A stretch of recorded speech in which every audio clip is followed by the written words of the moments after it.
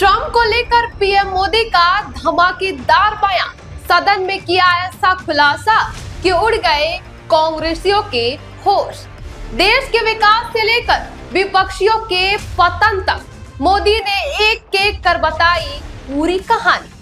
देखिए कैसे पीएम मोदी ने भरे सदन में बताया बीजेपी का अगला मास्टर स्ट्रोक। आदरणीय सभापति जी, इसके पीछे सबसे बड़ी बात डेवलप कंट्रीज एक डेवलपिंग कंट्री के साथ डील करता है ना, वो अपने आप में भी अर्थ जगत के लिए बहुत बड़ा और मेरे लिए नई बात नहीं है। जब मुझे गुजरात में सेवा करने का अवसर मिला था तो मैं एक वाइब्रेंट गुजरात समिट करता था और मेरे लिए गर्व की बात थी कि एक स्टेट, हिंदुस्तान का एक स्टेट, मेरी इस वाइब्रेंट समिट के partner country, develop country Japan हुआ करता था। एक राज्य ने सामर्थ्य दिखाया था, आज मेरा देश ये सामर्थ्य दिखा रहा है। ये तब होता है जब आपके पास आर्थिक सामर्थ्य हो, आपके पास आपके नागरिकों के अंदर, देशवासियों में एक ऊर्जा हो और खास करके मैन्युफैक्चरिंग के लिए एक मजबूत इकोसिस्टम हो, तब जाकर के विश्व आपके साथ डील करने के लिए आगे आता है। वोट बैंक की राजनीति में डूबे हुए लोगों ने कभी भी देश के ऐसे अनेक पहलुओं पर मजबूती देनी चाहिए, ये कभी उनकी प्राथमिकता नहीं रही और उसी का परिणाम है। और जहां तक कांग्रेस पार्टी का सवाल है,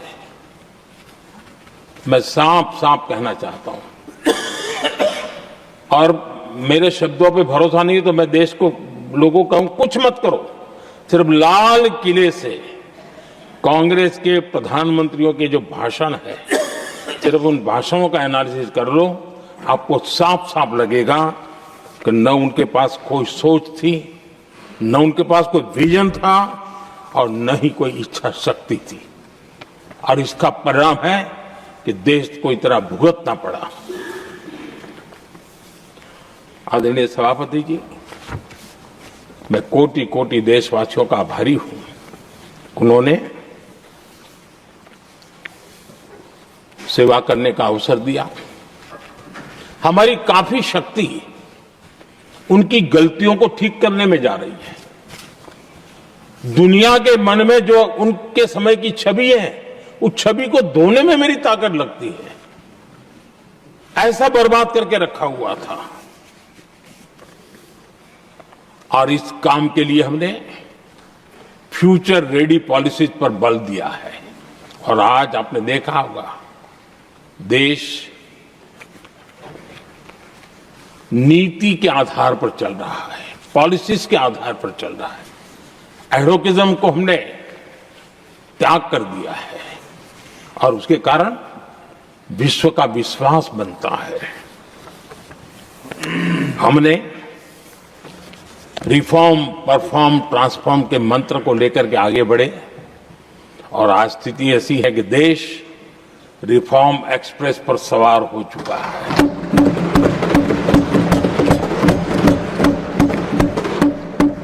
हमने स्ट्रक्चरल रिफॉर्म्स किए हैं, प्रोसेस से जुड़े रिफॉर्म्स किए हैं, पॉलिसीज में रिफॉर्म किए हैं।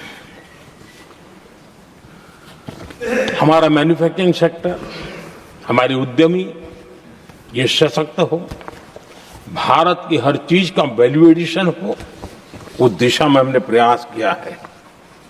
और मैं आज विश्वास के साथ कह सकता हूं, आज भारत विश्व के साथ स्पर्धा करने के लिए पूरी तरह तैयार है।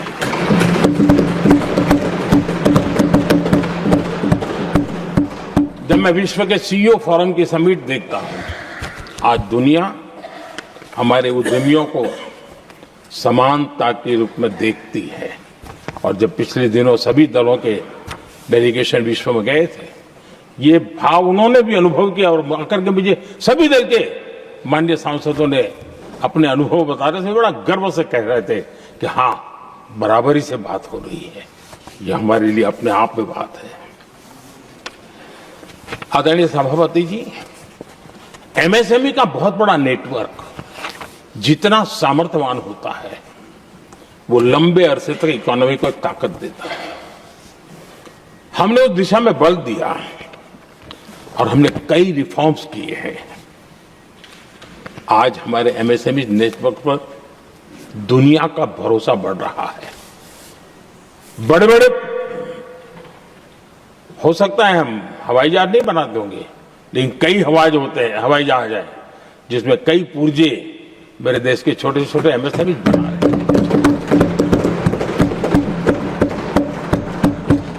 आदरणीय सभापति जी, देश में हुए इन प्रयासों का नतीजा सबके सामने है। बड़े बड़े देश भारत के साथ व्यापारिक संबंध बनाने के लिए बहुत ही आतुर है। यूरोपीय संघ का ट्रेड डील हो, अमेरिका के साथ अभी हुआ जो ट्रेड डील हो, और कल हमारे पीयूष जी ने सदन में विस्तृत जानकारी भी दी है, और पूरा विश्व खुल करके इस ट्रेड डील का तारीफ कर रहा है। और उसमें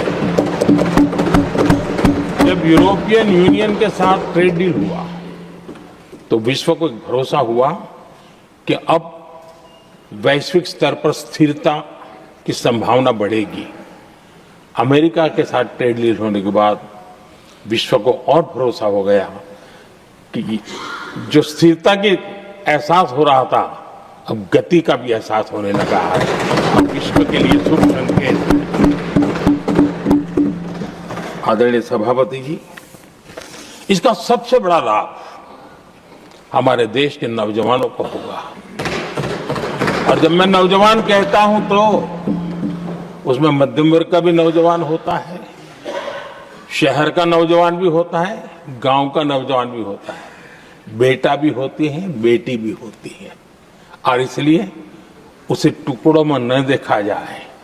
मेरे देश के युवा के सामर्थ्य का हमें गौरव करना चाहिए और उनके लिए पूरा विश्व बाजार अब खुल चुका है। अब उनके लिए अवसर ही अवसर है। और मैं उनको कहता हूं, आइए दोस्तों, मैं आपके साथ कंधे से कंधा मिला करके खड़ा हूं। हिम्मत कीजिए, बढ़िए। देश आपके साथ खड़ा है और दुनिया आपका स्वागत करने के लिए इंतजार कर रही है। आदरणीय सभापति जी, जिस प्रकार से दुनिया में हमारे युवा प्रोफेशनल्स की मांग बढ़ रही है, इवन केयर गिवर्स की मांग बढ़ रही है, हर कोई मिलता है हमें इस प्रकार के लोग चाहिए। इस प्रकार कुछ लोग तो अपना स्पेशल ऑफिस यहां बना रहे हैं रिक्रूट करने के लिए, योग्य टैलेंट की खोज के लिए। इसका मतलब हुआ कि भारत के प्रोफेशनल्स के लिए भी विश्व में बहुत बड़े अवसर बन रहे हैं। आदरणीय सभापति जी, ये संसद का उच्च सदन ये एक प्रकार से राज्यों का प्रतिनिधित्व करता है। और जो चर्चा की बारीकियां मैंने देखी, मेरा मन कहता है कि थोड़ा स्तर इसका ऊपर होना चाहिए था। और वहां से तो ज्यादा होना चाहिए, वो तो कितने साल तक सरकारों में रहे हैं, वहां से जरा चर्चा का स्तर ऊंचा होना चाहिए था। लेकिन उन्होंने ये मौका भी गंवा दिया। देश उन पर कैसे भरोसा कर सकता है। आदरणीय सभापति जी, मैं कल एक माननीय सदस्य को सुन रहा था। यूं तो वो अपने आप को राजा कहलाने में बहुत गर्व करते हैं, लेकिन वे आर्थिक असमानता की चर्चा कर रहे थे। बताइए, जो खुद को राजा माने और वो आर्थिक असमानता की बात करे, तो लगता है कि क्या यही देखने के बाकी रह गए थे क्या? आदरणीय सभापति जी, हमारे टीएमसी के साथियों ने काफी कुछ कहा। जरा खुद तो अपने गरेबा में देखें। निर्मम सरकार पतन के जितने भी पैरामीटर्स हैं, उन सब पैरामीटर्स में नए नए रिकॉर्ड बनाते जा रहे हैं और यहां उपदेश दे रहे हैं। क्या हाल करके रखा हुआ है। ऐसी निर्मम सरकार से वहां के लोगों का भविष्य अंधकार के अंदर डूब रहा है, लेकिन इनको कोई परवाह नहीं है। सत्ता सुख के सिवाय कोई आकांक्षा नहीं है और वे यहां उपदेश देते हैं। घुसपैठ, दुनिया का समृद्ध से समृद्ध देश भी अपने यहां गैर कानूनी नागरिकों को बाहर निकाल रहा है। हमारे देश में घुसपैठियों को बचाने के लिए अदालतों को तब तक प्रेशर पैदा किया जा रहा है। मेरे देश का नौजवान कैसे ऐसे लोगों को माफ करेगा जो घुसपैठियों की वकालत करने के लिए ताकत लगा रहे हैं।